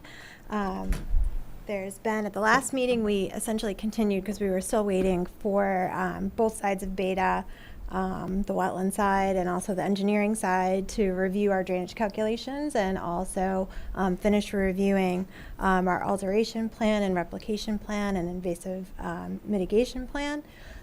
So we have those. They actually just came in today. We had a little back and forth with Laura from Beta over the last 2 days to kind of get this plan that you see before you, this exhibit, kind of just right, based on what she was looking for the different areas throughout the site.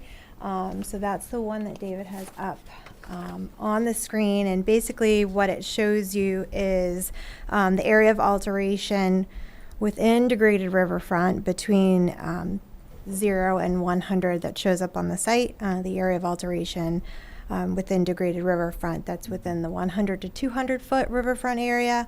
The alteration of non-riverfront area, the restoration of degraded riverfront area, and then the invasive management plan area. So there's 5 new hatches that basically shows you essentially all the different areas of the site that are within your jurisdiction and kind of what we're doing with them.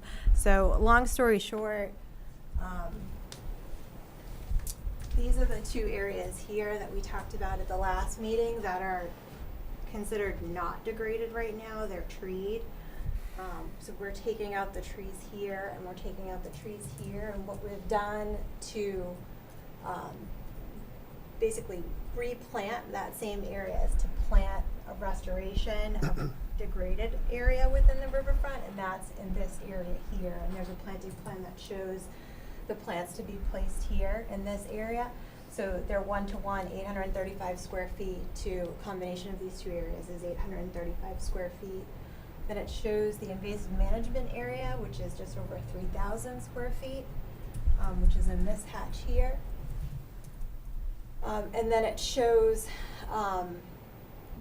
the area of alteration within the riverfront, the area of alteration within the riverfront for the 0 to 100 and the 100 to 200. And so essentially they're the same from pre to post, except for these 2 small areas here that we're restoring in this area here. Besides that, we had noticed a couple of typos when I was doing my review for the last Conservation Commission meeting. So we had issued a memo stating those, but Laura had also asked us to update the report. So you had a final report that had those typos fixed. So that's been issued.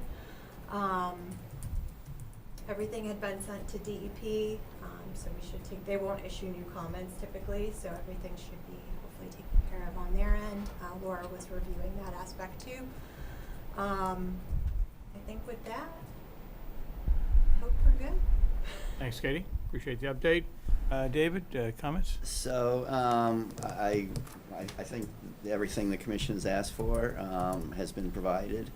And I know Laura in her final letter recommended some special conditions. I didn't have a chance even to take a look at those. Have you looked at those? Yeah, and it was pretty short if you just want to talk through them. Whereabouts in the letter are they? Do you know? Are they at the They very were- end? Yeah, they were at the very end. Yes. They were in one of her original letters, or the I've last. got I've got her last letter here. Yep. Okay. I can bring that up. While we're waiting for you to get that, Katie, we have spent a lot of time talking about invasive plant management on this project. Mm-hmm. How much, based on what we want the applicant to do and what the planning board, I think, wants them to do, how much extra is this costing? the applicant to address this invasive management issue? I actually haven't Could- put a number could- to it. I mean, is it 5 grand? Is it 50 grand? I don't, is it a big number? Is it a reasonable number? It seems like we're asking you, I don't disagree with what we want you to do, Mm-hmm. but we're asking you to do a lot. Yeah, I mean, I think it depends on the size of the area. So here, like, I could go back and ask. We did a larger invasive removal plan on the side of Andiamo when we came in with the Win Stanley project, because that whole hillside had been invasives all the way down to the brook there. I know it's at the beginning, it's obviously you got to get everything out of there. So Yeah. here we're only a 3,000 square foot area. I'm not sure what it costs to go in there and And it's also very labor intensive. very labor intensive. And then there's the aspect where you have to hire somebody who can. There was a couple of different species that needed to be painted with a specific chemical to make sure that those didn't come back. So you have to make sure that the person is licensed and to be able to deliver that. And then it's really just kind of seeing what happens. I mean, it just keeps coming back. So at some point, this is going to get turned over to the condo association, and the Right. condo association will It'll have be, to take it it's over. addressed in their operations and maintenance plan. Right, and it'll be a maintenance issue. I mean, the problem is too is that we're getting a small area, but everywhere around there, as we talked about, the invasive management plan is still very heavily overgrown with Right. invasives, so it just keeps coming and keeps wouldn't- coming. I wouldn't, I was gonna say I wouldn't want, but I wanna understand Mhm. what impact our requirements are having Yeah. on an application like this, and I just need to understand. I don't want you to do any more work. I think, because you might have known, if it was a real problem, I think we'd be getting pushback from your client. Well, and that's the thing is, I made sure that they saw the invasive management plan as soon as it came out. We talked about whether or not we could expand it to the gristmill area. Obviously they paid for us to go through, and Philiopolis to go through the negotiations and back and forth with the gristmill a little bit in regards to that. And then they reviewed the invasive management plan itself. Again, this is a fairly small area. It is labor intensive. And I could, I could probably talk to a couple people and get a general idea of level of, I should probably know. I haven't had anybody, my client here, and obviously Win Stanley I wouldn't didn't ask fight you it. to- I wouldn't ask you to make a project out of it. So, but I'm not sure what it adds. Are you gonna be nicer for the next applicant? Is that what you're trying to say? I guess, yeah. You getting soft?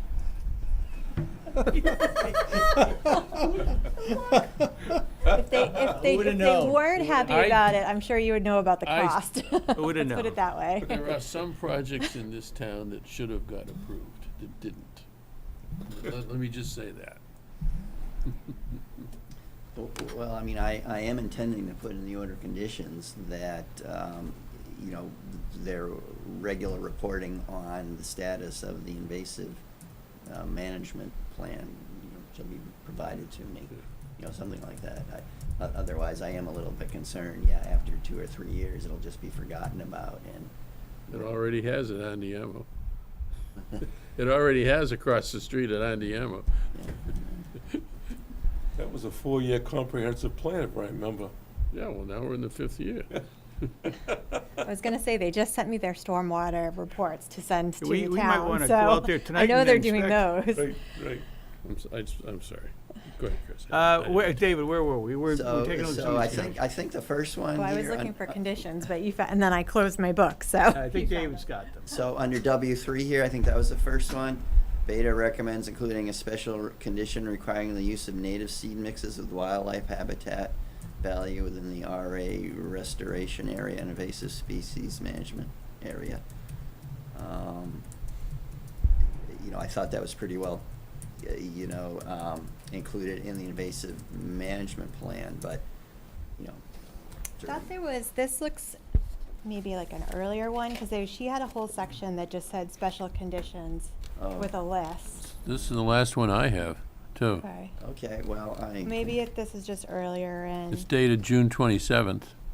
yeah, oh, it's 11 pages. I just, Yeah. I got it late today. Yeah, it's what you sent out, Dave, right? Yeah, and I just didn't have a chance really to look at it myself. Okay. I think they're all there, but they're not one page of conditions, they're at each section. I thought I saw something in her letter that said special conditions to be included, but I might have looked at I might be looking at the planning board letter. Okay, keep going. That was fine, obviously. So, and then under W4, Beta recommends including a special condition requiring the use of a combination of entrenched silt fence with an 18-inch straw wattle. Really, can you get 18-inch straw wattles? That's a good question. I don't know. I've never been asked for always an. been I've never told. been asked for an 18. I've usually been asked for a 10. So. Well, and I've almost every time I've tried to require a 12-inch, I've been told, oh, those are really hard to get and they're really expensive. But if I mean, the larger the better, in my opinion. So I think it's a matter of talking to the contractor. Yeah, I'll find out. Like I said, I haven't been asked for one before. I assumed it existed. That's a pretty big straw wattle, though. I think the Size of a mulch bell. the mulch berms you can do larger, but I was actually just talking to one of my SWIP inspectors the other day in the office, and I was actually asking him, and he was saying typically like a 9-inch, like an 8 or a 9 inch is pretty standard Yeah. for a straw wattle. 9-inch seems to be pretty much what's done these days. Yeah. Okay. So Um, should we, regarding that condition, specifying an 18-inch straw wattle? I mean, it also has. We're also doing a silt fence, correct, to back it. Yeah, I think a silt fence should be reasonable. I mean, do you think we could say 9 or larger? Pretty big. Yeah, let's go for 9. It seems reasonable. You're putting the silt fence in besides. so- Also, Yeah. yes. They put them on the sides of the highway. I mean, do When you? you see the highway work, Oh, it is. That sounds a little I don't bit. even. They get a big I wall. like just thinking about that. I don't know that I've ever seen one. Yeah, pretty big. Maybe it's typo. well, no, I don't think so. I Nope. didn't know it was available. Maybe maybe it is.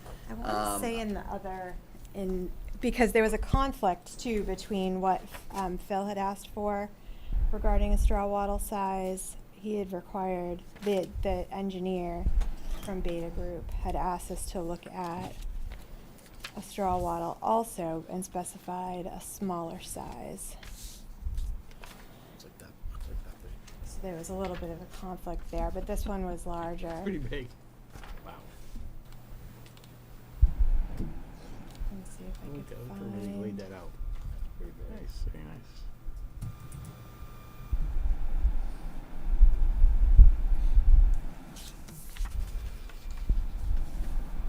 What's next?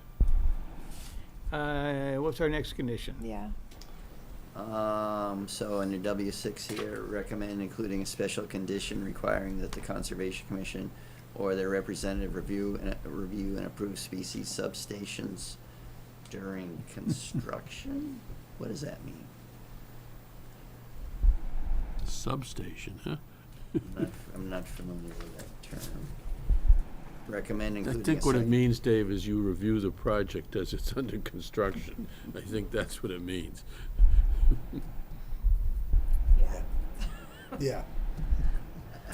I mean, there definitely will be a condition in there that requires that a wetland botanist or botanist with specializing in wetland plants be hired to oversee, the restoration Sure. area, and will require regular reports. Katie, are you looking for a decision tonight, or do we have a chance to just have? Yeah, we would, David, only okay. because we've just been waiting so long. All right. There's And- an issue with the I owner, didn't see too. anything in the special conditions that was out of line.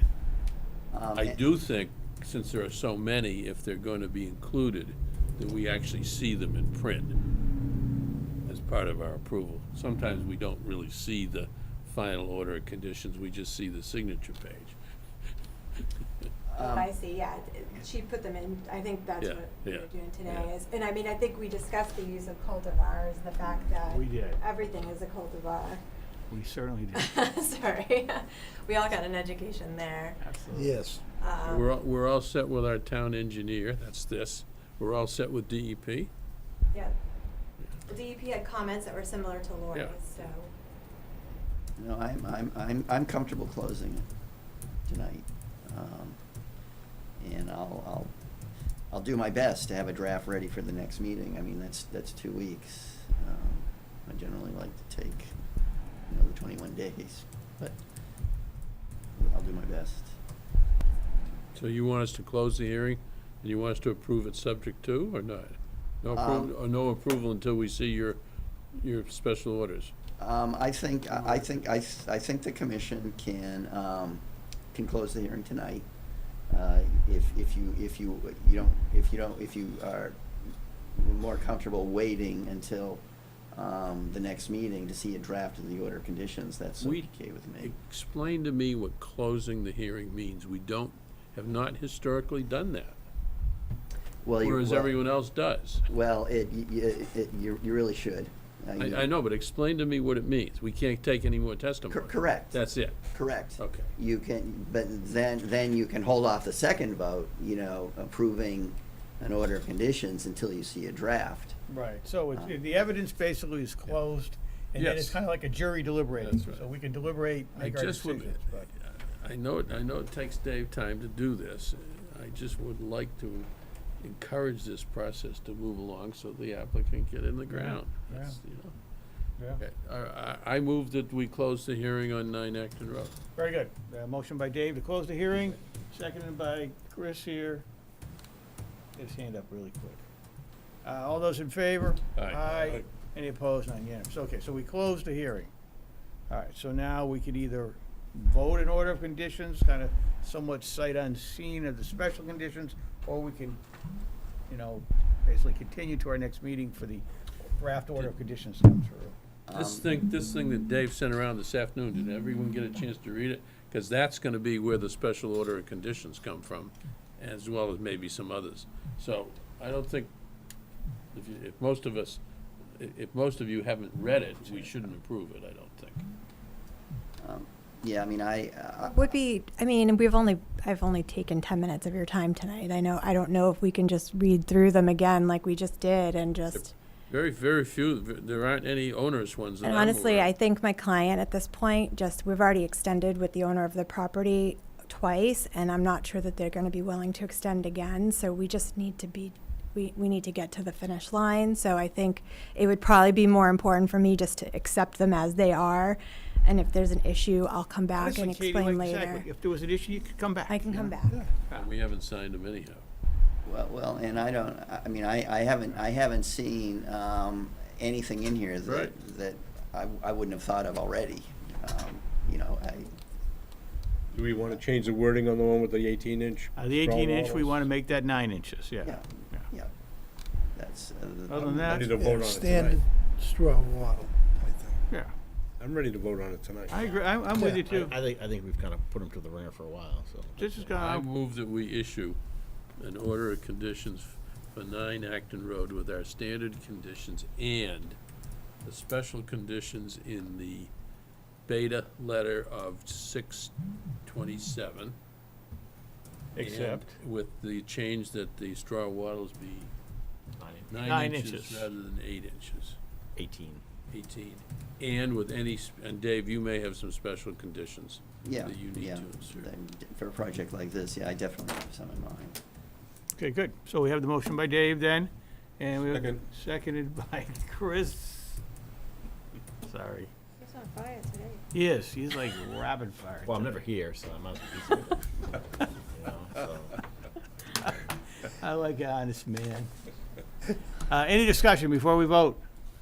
No discussion. All those in favor? Aye. Any opposed? None unanimous. We're all set. Thank you all very much. Thank you. Have a good night. The next item we have on tonight's agenda was another continuation from March 1st, 2022. The So- town of Chelmsford was the applicant. So my recommendation is, say, continue it to the first meeting in August. Who knows how long National Grid is gonna take to give some kind of response. You know, maybe.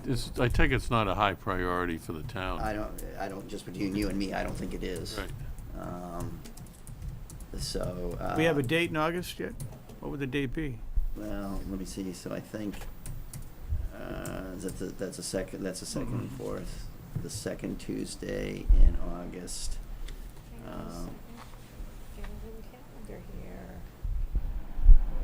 Ninth, I'll let my assistant give you that. the ninth. The ninth. All right. Okay. So we have a motion then to continue? So move. Second. Motion by Mr. McLaughlin, seconded by Chris Tamula. All Again? those in favor? Aye. Aye. Any opposed? Unanimous, but please note that Mr. Vines was not present Yep. for this vote. We had a quorum. But we did have a quorum, so we're good. Motion carries. All right, anything for discussion? Yeah, there's one item. Dave, you had an inquiry from a Mr. Diggs about the Yes. condominium Yes. project. Yeah, What's the name of it? Not Scotty Hollow, the Williamsburg. Williamsburg. Williamsburg, yeah, the bank restoration. Mr. Diggs is the new president of one of the two condo associations up there. He was looking for the Glenn Diggs? Glenn. Right, good. He was looking for the operations and maintenance program that we required for that project up there, rebuilding the site. Yeah. He said he couldn't find it. He didn't think the condo association signed it. But we apparently approved a certificate of compliance, Well, according to no, him. I don't, well, no, and. I didn't think we had yet. I didn't Yeah, I think don't we'd think- signed off Well, on but it was issued. I mean, this is turning out to be quite a detective It was issued? situation. So yeah, I mean, there is, I mean, there's a recorded order of conditions at the Yeah. I'm sorry, a recorded certificate of compliance. Really? At the registry, yeah. Epsilon, the project consultant, recorded it. And there's a copy of an original in the file. It was signed by commission members. However, the last reference I can find to it in the minutes was that the commission tabled the approval of the Yeah. certificate of compliance pending resolution of the operation and maintenance plan. That's my recollection issue. too. But somehow a signature page was appended to it, and it's interesting that it's a different signature page than the version of the certificate of compliance that was, originally started by my predecessor. So something in between that motion to table the certificate of compliance and now that certificate of compliance got issued and it got recorded. So Wow. I don't know what happened.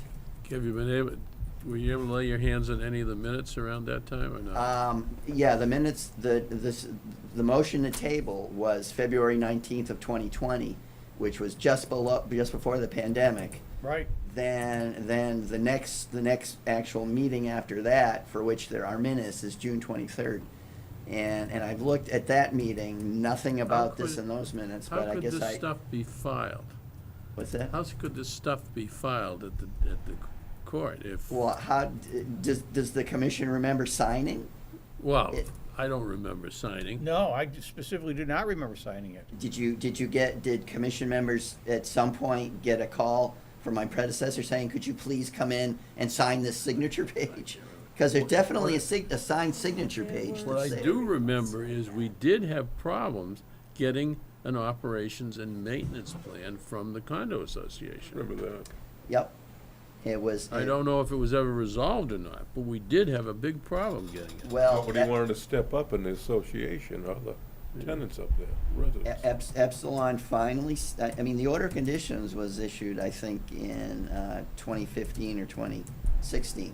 And Epsilon finally sent over, I think, to the DPW, an operation and maintenance plan in October of 2018. I think Epsilon was probably driving this because they wanted the certificate of compliance as proof that they had satisfied their contractual obligations. So I think they were the ones that were driving this. They sent over the operation and maintenance plan in October of 2018, and then the certificate of compliance was recorded, I think, in April or May Where of the hell would the 2019. signatures Well, so maybe Katie took it as the O and M is done, was tabled until we got the O and M, and then she reached out to Yeah, but us and said, Dave suggests saying it's a different format, or form for the certificate is. of compliance It's- than we used at the time. Well, it's not, see, there was a different certificate of compliance. Actually, all WPA forms were updated shortly after the start of the pandemic. And so the one that was filled out and then tabled is a different form than the signature Okay, page but from do which we the have an ultimate was taken. operations and maintenance plan that we can hold the condo association responsible to? Well, we do, but there was a special condition that said that it was required to be signed by both condo associations. And Now, I'm, that was a problem at the time. They couldn't, the two associations couldn't get together. well, and so frankly, the certificate of compliance never should have been issued. Right. And Right. again, I don't know how it happened. I don't know if it was the DPW So what can we that do? was. So, well, I think, I have invited Mr. Diggs, and hopefully some other members of the associations to be at, the next, the July 12th meeting to have a discussion about this. I think, I don't want to be presumptuous, but I think the issue is who is gonna fund, the ongoing maintenance. Yeah. But it says right in there in the order of conditions that it shall be the condominium associations, that they should provide the funding for, Remember they had a big problem they couldn't agree on who would pay which piece of the bond? They were fighting over. So is there a bond, though? Is there a bond? We have No, recourse? wrong choice. No? Wrong choice of words, Chris. No? They couldn't agree on who would, they had to take a mortgage out to build that, and they couldn't agree who paid what share of the mortgage. All right. I'm sorry, I used the wrong term. But I think probably the first decision the commission has to make is, do you want to enforce the order of conditions by requiring that the operation and maintenance plan be signed by both associations? I think there's no way we can hold them to it without a legal document. I wouldn't Well, think. agreed. Yeah. But we'll see what Mr. Diggs says, but, And what if they refuse to sign it? well, and he's already kind of indicated to me that they're not going to sign it. We'll see, maybe. Well, then it's Right. gonna be like, then what's our recourse, if they say no? Well, the recourse is to take an enforcement action, it's because it's a violation of the certificate of compliance. What's the name of this condo association? Williamsburg. Williamsburg. But do you know who the woman was before that? Before Dick?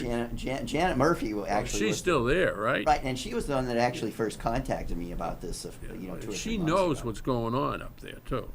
But I haven't heard from her since I forwarded her the operation and maintenance plan. I haven't heard from her. But she was planning agent, right? Yeah. No, she worked in the She worked in the office. town hall, yeah. Danelle Clark is the name I have as president of Jan Spencer. Association Number 1. I don't know if she's still there or not. I say she moved. That could be why, She's over by UMass West that could Campus be why somewhere Diggs now. is president now. Yeah. Well, I think it's, All right, so it's an open item. well, but I mean, I'm sure nothing's been done on it, since. Well, I think we need to have an operation and maintenance plan that's enforceable. And if it needs signatures to make it enforceable, that, we gotta start there. And if they won't, that's got nothing to do with the certificate of compliance. Well, again, I don't want to speak for the associations, but I No. don't think, frankly, I don't think they care. They just whether don't it's wanna pay. enforceable, as long, if the town's gonna pay for it. I think they'll do anything, they'll implement any operation and maintenance plan if the town pays for it. I think that's gonna be the main issue, is who's gonna foot the bill. Well, that's between them and the town manager, I Does the would guess. contractor have any obligation for maintenance over a period of time? contract or not unless it was put in the contract. I don't know what I don't was. know, we didn't. Well, but it is the Conservation Commission issue because it says right in the order of conditions, and it's referenced in We the require- certificate of yeah, we compliance, require. that it shall be at the association's expense. Oh, okay, yeah, fine. So, It's interesting, though. We'll have to take a good look at our certificate of compliance procedures to make sure Well- that there's no situation where we sign documents that we don't know what we're signing, you know what I mean? each time we get a document to sign, the name of the We gotta have it on there. project should be in the upper right-hand corner, even if it's handwritten. Exactly. Yeah. Well, and I'll continue going through some subsequent minutes, but, there may not be I anything mean, there. if anything at the registry would have had to been an original signature, so it had Right, exactly. our original signature page, but a page could be attached to a cover, another page. So we could have had a signature page just attached to another document. So, right, so at some point, you were asked to sign something, Yeah. which signature page then got appended to Yeah. the certificate of compliance. During the whole COVID crisis, we were rarely coming into the town hall at all, so it's Well, but we would have come in one at a time and Yeah. signed it. the same. All right, I'm So sorry. maybe you got an email, could you come in and sign the certificate of Something like compliance? that, because that happens fairly regularly. If you keep good records, we should, I'm just curious now, I'll go back and see if I got any notes. See if there was an email for I- us to sign something I like don't that. know. But it just, I would think since the board specifically voted a motion to table the approval, It was such a high-profile project, it really was. Right, and why then when you were asked to come in and sign the certificate of compliance, one of you wouldn't have said, well, but we voted to table that. Is Billy still talking to Katie, or did he Yeah. leave? Because he was in. Billy was like he was our- clerk of the works. He was up clerk there. of the works, and we had him Yeah. took on a So, special role We for gotta us. ask him what he knows. Well, this is gonna be on the agenda for the 12th. Yes. Yeah, let's so carry it. This is just a little bit of a heads up. All right. Um, What else we got? You want a quick update on Warren Poll? Yeah, land management. We are meeting with DPW to go over the site prior to start of work on, is it 17th? July 7th. July 7th. 7th, excellent, At 10 o'clock in the morning. excellent. Good. So there's some trees should have been removed last week. Carl's out for the week, so. I he got can- a call from the tree service saying they were removing the trees that were planned Good. to be, but I haven't had a chance yet to go out and take a look at it. So we're finally making, and that call to visit the site came from DPW. It didn't come from us. So at least it's moved up higher on their radar. No, good, good, well, I think, Yeah, I think that's encouraging. So, I think Dave Kuntz is giving them the dripping water treatment. The dripping water.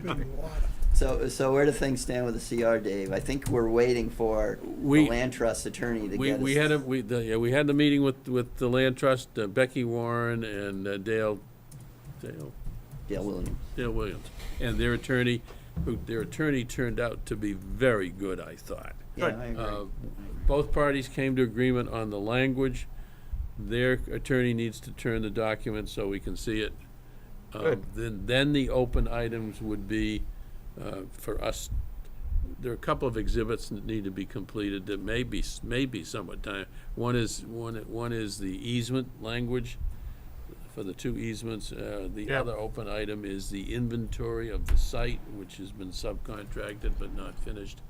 And the third one is the the specific meets and bounds of the site from. Well, it's engineer, actually the water, the area with the water and also we department. the water department needs to That's tell us. that's the one that's probably going to take the longest to work out. So we'll see. Good, sounds like good progress. Well, it comes in fits and starts, but so long as we make a little progress, okay. Good. And then the next one we have is the raft situation. Not doing the River Neck Road Wildlife Reservation? Oh, yeah, Well, let's take care of the raft. All right, we'll do the raft. I got a, Raft's in the water, right? We got a note that the raft's in the water. Billy Vines saw the raft in the water. It's still floating, hasn't sunk. And they never informed us that they had put the raft in the water, but Billy had seen it. I heard from Wanda Dunn, she told me the raft was in the water too, so. Okay, good. So, That double so that issue verification. is done until the 1st of December when it won't They be did out of that the, when they did- when it won't be out of the water, right. So that date of, drop dead date kind of Firm worked. date, yeah, that firm date of, what did we say? It seemed to June work. 30th. It's Yeah, funny, June he 30th. never got back to me saying he'd do it. It just happened, which is, I guess that's the way you want things to work, right? That's how Just things happen. work. But Exactly. hopefully it'll be by the due date next Yes, year. yes. All right, that's good. All right, so then moving back to the designation of River Neck Road and Smith Street reservations as wildlife refuges. Remember, I had made a proposal to the commission about naming 2 parcels of conservation land as wildlife refuges. Yeah. The definition of a wildlife refuge would be that it's not generally open to the public Yeah. with specific rules and regulations. People will be in those areas, but we're not gonna create formal trails or create formal maintenance that applies to public usage. There may be maintenance in a refuge for the wildlife that's there. The 2 areas, one was it's off of Smith Street, where we have, let me just refresh you what the acreage is. It's roughly 16 acres off of Smith Street and abutted on one side by the water department with, I think, is that well back in use, Mark, do you know? Not yet. Okay, there's a well out there that's been in disuse, and also abutted by the people from Pleasant, pretty close from the people of Pleasant Street. So that's one site. The other site is the parcel between River Neck Road and Route 495 and Route 3, I guess, Route 3. Yeah. That parcel consists of moorland, and that one you cannot get to at all from,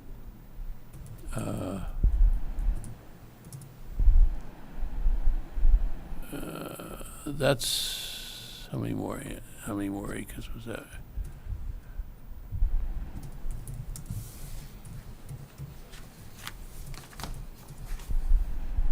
That one is about 44 acres of land. That one you can't get to from a road, you can maybe walk into from the back of Carter Drive. You can get to it from You Orleans. can get to it from Orleans, Orleans is the street where the new water department pumping station is. I don't think there are any houses on Orleans. No. And then, as I said, the other side. Now the River Neck Road area is where there is some turtle habitat. That's also where the area where DPW wants National Grid to let them create some storage area, which is on hold. Why we keep continuing that here. Okay. Dave did some research as to whether it's 100% conservation or a combination of conservation and Board of Selectmen. I'm of a mind that whether if any portion of it is Board of Selectmen, then we can ask the Board of Selectmen to give it to us, which they do annually when somebody reviews the land. If it's not, then we can act on our own. It's my suggestion that we call the River Neck Road one, the River Meadow Wildlife Refuge, because that's the name of the stream that goes through it. I'm a little indifferent as to the one on Smith Street. I mean, I tend to call it the Smith Street Refuge, Yeah, but it it's is Black Brook. it is Black Brook. So to be consistent with naming them after streams, we'd name that one the Black Brook. And then once you guys approve it, I think we try to find some money to put up some simple signage. I don't want a big neon sign. I don't know what signs. Just telling people that, the only reason there's 2 reasons I want a sign up. One is to let people know that it exists in Chelmsford, because and promote the fact that we have wildlife. And we want to count it. And the other is, if it's a wildlife refuge, people are gonna think of it differently. They're not gonna think of it as a conservation reservation. Yeah. I think it's a great idea. And the use regulations are exactly the same as the one we have, except the only use is for wildlife refuge and no public activities. Good. We have a motion then to proceed. Except for the signs. All right, Mark has made a motion that we approve, I don't want a sign across the street from my house. except for the signs. Oh, God, that was so NIMBY. Well, there's two people on Smith Street that don't want to sign, him and his neighbor, so. All right, so We have what a approving? second, The we have, designation of these two areas? Well, there's still, those would be the designations, Yeah. independent of whether there's a sign. we can deal with the sign issue later. Big sign, big sign. Neon. Maybe Neon. if Mark misses a meeting, we might Arrow. definitely take a vote on the signage situation. You know how it is when you miss a meeting, right, Chris? I mean, it's unbelievable what this commission will do. Yep. Second. Dave on the second. All right. So, Vivian, you got the names. We got, River Meadow, River Meadow and Isn't it Black River Brook. Meadow Brook? yeah. Meadow Brook, and then Black Brook. Good. All right. All those in favor? Aye. Unanimous? Except we're still missing Mr. Vines. Oh, Is he like gone or what? Oh, he's out in the hallway. He must be doing business. yeah, Okay. free All right. information, huh? So that's good. So we covered the land management issues on that side of the page. We have a certificate of compliance to sign. We have Actually- the title of the property on the paperwork before we sign. Actually, I just got so busy, I didn't actually have a chance to prepare the paperwork, but you can go ahead and approve it. Okay. And then you can sign at the next meeting. It's I've inspected the site, it's all ready. All right, so 11 Plum Street, 129-0909 is the DEP moved. number. Moved by Mark, seconded by John. And, yeah, he was like, he never had a chance on that one. I know. He's on the Aye. phone. All those in favor, aye. Any opposed? Aye. None. Unanimous. Why do we put Billy on the CPC committee? I second. All those in favor of Mr. Vines being appointed to the CPC No, committee? that's me. I know. We We're did it, just we did kidding. it to Tamula. We're just Oh, kidding. it wasn't mean then? Well, it was actually pretty mean. But, hey, you took it in good spirit. All right, so the minutes. Oh, yeah, we have in front of us minutes for May 10th. Abstained. And a note that we had two members absent that meeting.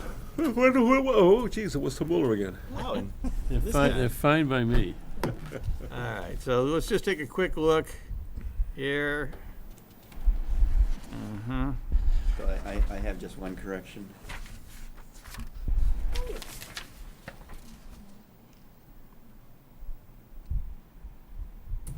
What's your correction? So I believe Mr. Goudreau spells his last name Geau.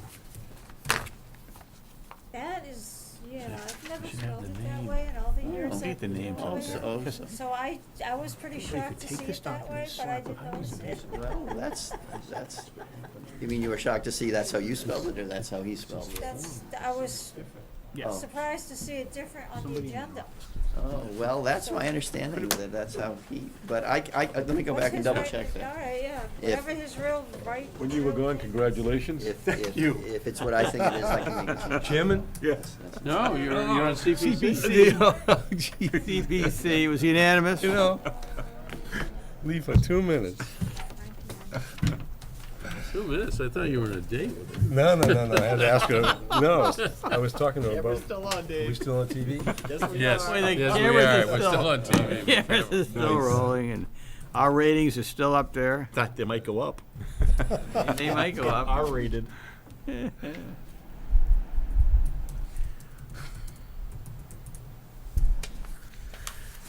Did I miss signing something? Yeah, kind of a blank check. Oh, while you were out, you might, apparently the operations and maintenance plan for Williamsburg? Williamsburg was not signed by either the two associations. Oh, okay. And the last action in our minutes is it was tabled awaiting signatures, and nobody seems to be able to find the, Nobody's got the paperwork? right.